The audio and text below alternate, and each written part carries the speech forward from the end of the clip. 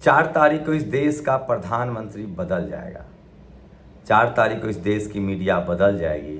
4 तारीख को मंत्रिमंडल बदल जाएगा। अखिलेश यादव ने कहा है कि 4 तारीख को सत्ता बदल जाएगी, मंत्रिमंडल बदल जाएगा और मीडिया में सवाल है कि क्या अखिलेश यादव उन तमाम जातिवादी मनुवादी मीडिया को माफ़ कर देंगे या इन लोगों पर कार्रवाई होगी। जिस तरह से पिछले 10 सालों से सवाल पूछने पर नरेंद्र मोदी की सरकार में हम पर कार्रवाई होती रही है। इनकम टैक्स के बहाने, FIR के बहाने तमाम तरह के मानसिक ट्रोलिंग होती रही है। गाली गलौज, मारपीट की धमकी, कई बार हमले भी हुए हैं। तो क्या इन टीवी अखबार वालों को माफ़ कर दिया जाएगा या इनकी जांच कराई जाएगी? क्या इनकी संपत्ति की जांच नहीं होनी चाहिए? क्या एक पैनल बनाकर इन्होंने जो पिछले 10 साल में जो इन्होंने खबरें चलाई हैं, क्या वो खबरें जातिवादी खबरें थीं? क्या वो सांप्रदायिक खबरें थीं? क्या एक पैनल बनाकर इनकी जांच नहीं होनी चाहिए? क्या इन सब टेलीविज़न चैनल और अखबारों की अकाउंटेबिलिटी नहीं तय होनी चाहिए? क्या इसका लाइसेंस नहीं रद्द होना चाहिए? नमस्कार, मैं शंभू कुमार सिंह और आप देख रहे हैं नेशनल दस्तक। प्रधानमंत्री नरेंद्र मोदी कह रहे हैं कि आज समय वो है कि भ्रष्टाचारी को कंधे पर उठाया जा रहा है। जी प्रधानमंत्री जी, आप बिल्कुल ठीक कह रहे हैं। इस देश में 2014 से पहले जब भी किसी पर भ्रष्टाचार का आरोप लगता था तो लोग उसको आरोपी मानते थे, और ख़ासकर तब जब नेता सामने कोई दलित पिछड़ा अधिकारी हो, नेता हो या आम आदमी हो। जब कोई दलित हो, पिछड़ा हो, मुस्लिम हो, अल्पसंख्यक हो, दलित है तो उग्रवादी, मुस्लिम है तो आतंकवादी, पिछड़ा है तो बदमाश, गुंडा, क्रिमिनल, और बाकी लोग सब दूध के धुले हुए हैं। लेकिन अब सोशल मीडिया ने यह खबर देश भर को बता दिया है कि आपके नेताओं को बदनाम किया गया। मायावती जी को बदनाम किया गया, मान्यवर साहब को बदनाम किया गया, लालू यादव को, अखिलेश यादव को, हेमंत सोरेन, शिबू सोरेन, सबको राजनीतिक वजहों से बदनाम किया गया है। तो अब जनता समझ गई, इसलिए आप किसी पर भी भ्रष्टाचार के आरोप लगाते हैं ना, तो लोगों को फ़र्क नहीं पड़ता है। आई बात ठीक है कि 60 साल कांग्रेस ने जाति देखकर किया था, जाति के नाम पर नेताओं को बदनाम किया गया, लेकिन आपके दलों में पार्टी देखकर भी किया जाता है और जाति देखकर भी। आप सोचिए, आप मुँह खोलिए मध्य प्रदेश की घटना पर, आप मुंह खोलिए हाथरस पर, नहीं खोलेंगे आप। लेकिन अब समाज जग गया है, समाज जागरूक हो गया है। तो क्या 2024 में जब सत्ता बदलेगी तो उन तमाम लोग, चाहे इनकम टैक्स में हो, चाहे ED में हो, चाहे CBI में हो, चाहे मीडिया में हो, चाहे जुडिशरी में हो, क्या उन लोग की जवाबदेही तय होगी कि नहीं, ये सबसे बड़ा सवाल है। एक बात तो तय है, जिस तरह से विपक्षी दलों के हाव भाव हैं, जिस तरह से प्रधानमंत्री का बॉडी लैंग्वेज है, इससे साफ है कि प्रधानमंत्री नरेंद्र मोदी 2024 का चुनाव हार गए हैं। लेकिन सबसे बड़ा सवाल है कि चुनाव प्रधानमंत्री मोदी से कोई पॉलिटिकल पार्टी, कोई नेता नहीं लड़ रहा है। सोशल मीडिया के उन तमाम लोगों ने लड़ाई लड़ी है जो पिछले 10 सालों से सड़कों पर हैं, जिन्होंने अपनी जान गंवाई है, जिन्होंने अपनी नौकरी गंवाई है, चाहे वो पंसारे हों, चाहे वो तमाम लोग हों जिनकी हत्या हुई है, जिनकी नौकरियां गई है और जिनको जान मारने की रोज धमकी दे रहा है दिया। तो इस सरकार से जहां विपक्षी दल डरे हुए थे, जनता ने मोर्चा संभाला है और उम्मीद है कि बीजेपी 200 तक जाते जाते सिमट जाएगी। तो वो तमाम बड़ी खबरें जो आज सोशल मीडिया पर वायरल हैं, पहले तो बीजेपी में जूतम पैजार की ये वीडियो सोशल मीडिया पर जो वायरल है वो देख लीजिए। आपको देखकर अच्छा तो नहीं लगेगा। यूपी में ठास की गर्मी पड़ रही है। भीषण गर्मी के बीच बागी बलिया में एक चैनल की डिबेट चल रही थी। मामला बिगड़ा और 400 वाली पार्टी के समर्थकों की कुटाई हो गई। तो जमकर बीजेपी समर्थकों पर सबसे ज़्यादा हमले हो रहे हैं। लोगों को लगता है कि सारी दिक्कतों की वजह बीजेपी के ये जातिवादी नेता हैं। सोचिए, मध्य प्रदेश के सागर में एक दलित समाज की बच्ची के साथ 1 साल पहले छेड़छाड़ हुई। उन्होंने आरोप लगाया तो उनकी भाई की हत्या कर दी गई, उनके साथ मारपीट हुई, उन पर दबाव बनाया जाने लगा, उनके चाचा की अब हत्या कर दी गई, और वो बच्ची जब अपने चाचा का शव लेकर आ रही थी तो उसकी भी मौत हो गई। ठीक सेंगर वाला मामला है, जैसे यूपी में सेंगर का हुआ था। तो इस तरह के हैं, और आरोपी इस बार फिर बीजेपी के नेता हैं जो ठाकुर समाज से हैं। और बीजेपी के वरिष्ठ नेता BS येदियुरप्पा पर एक महिला ने अपनी नाबालिग बेटी से यौन उत्पीड़न का आरोप लगाया था। इस महिला की मौत हो गई। खबरों के मुताबिक सांस लेने में तकलीफ के बाद अस्पताल ले गई, यही मौत हो गई। पुलिस कैंसर होने की बात कह रही है। तो सोचिए किस तरह से आरोपी तक मारे जा रहे हैं या मर रहे हैं। और यूपी के कानपुर में एक 5 साल की बच्ची के साथ कुत्ते नोच डाले थे। उसके बाद वहाँ की मेयर प्रमिला पांडे ने सारे मांस मछली के दुकानों पर बुलडोजर चलवा दिया। सोचिए, तो गरीब के बच्चे भी मारे जाएंगे, गरीब का रोजगार भी छीना जाएगा, क्योंकि इनको गरीबों का दर्द तो पता ही नहीं है। तो कुत्ते को कंट्रोल नहीं कर सकते हैं, ये मेयर हैं, चलो आपके पेट पर लात मारते हैं, बिजनेस ही आपको ख़त्म कर देते हैं। तो इस देश में जो दलित, पिछड़े, आदिवासी, किसान, अल्पसंख्यक है, उनको सोचना चाहिए, उनके पेट पर लात मारा जा रहा है।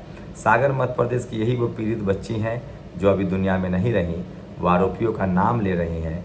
1 साल में कोई कार्रवाई नहीं हुआ, बदले में उनके भाई की हत्या हो गई, चाचा की हत्या हो गई, उनकी माँ को निर्वस्त्र किया गया और अंत में उनकी भी मौत हो चुकी है। पता नहीं हत्या है, आत्महत्या है।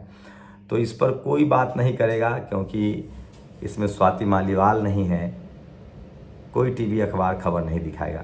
ये यूपी की राजधानी लखनऊ है, जहाँ लगातार पिस्टल लेकर लोग मारपीट कर रहे हैं। ये इसीलिए लोग कहा जा रहा है कि राम राज्य में यही सब देखने को मिल रहा है। और सोचिए, प्रधानमंत्री नरेंद्र मोदी अंतिम दौर में चुनाव लड़ रहे हैं बनारस में, ये सब कुछ प्रयोग है।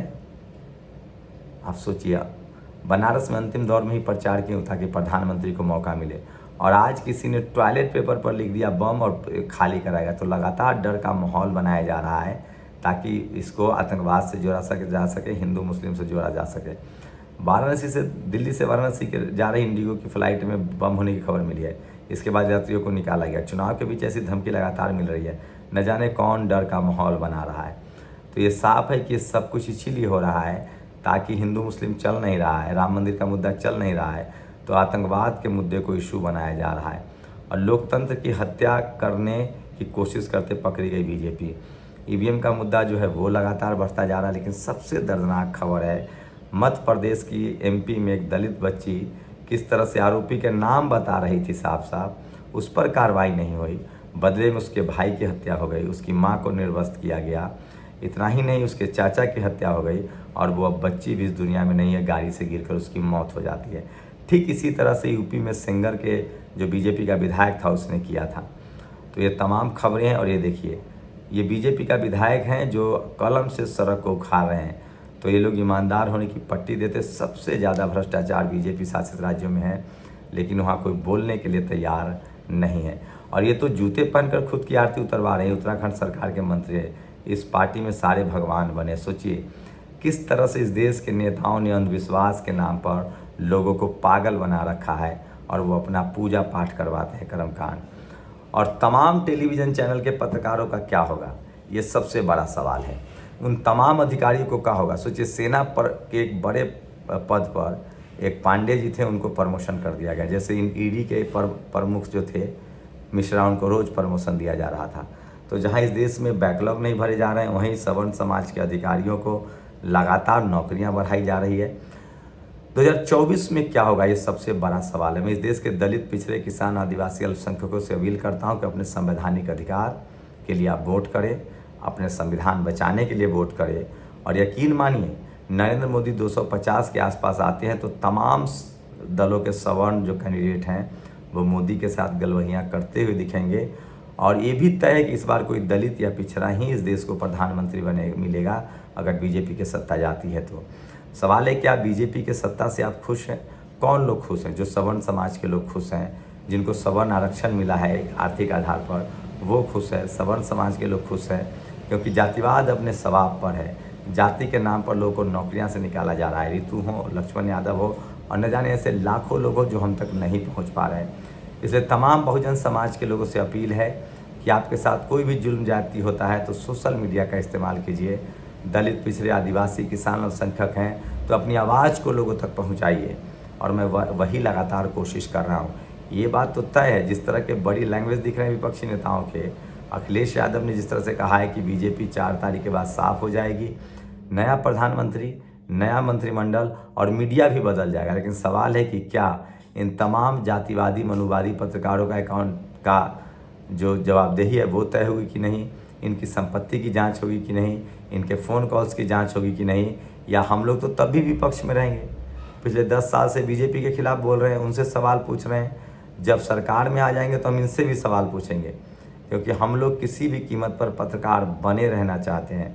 पत्रकार का मतलब होता है सत्ता के सिंहासन से सवाल पूछना, न कि सत्ता के पैरों में लौट जाना। मैं इसलिए कह रहा हूँ, जो भी सत्ता में आएगा हम लोग सवाल पूछेंगे। लेकिन सवाल है कि जो जातिवादी, मनुवादी मीडिया तमाम बहुजन, दलित, पिछड़े, आदिवासी, अल्पसंख्यक नेताओं को बदनाम करते हैं, क्या उनका कोई हिसाब होगा? क्या उनकी जांच होगी? और प्रधानमंत्री नरेंद्र मोदी पीएम बनेंगे या नहीं, आप लोग अपनी राय जरूर दीजिए। शुक्रिया। नेशनल दस्तक की आपसे गुजारिश है कि अगर इसको बचाना चाहते हैं तो नेशनल दस्तक को सब्सक्राइब करने के लिए रेड कलर के सब्सक्राइब बटन को दबाएं, फिर बेल आइकन की घंटी दबाएं। नेशनल दस्तक को बचाने के लिए बहुत जरूरी है कि हर खबर को शेयर करें, लाइक करें, कमेंट जरूर करें।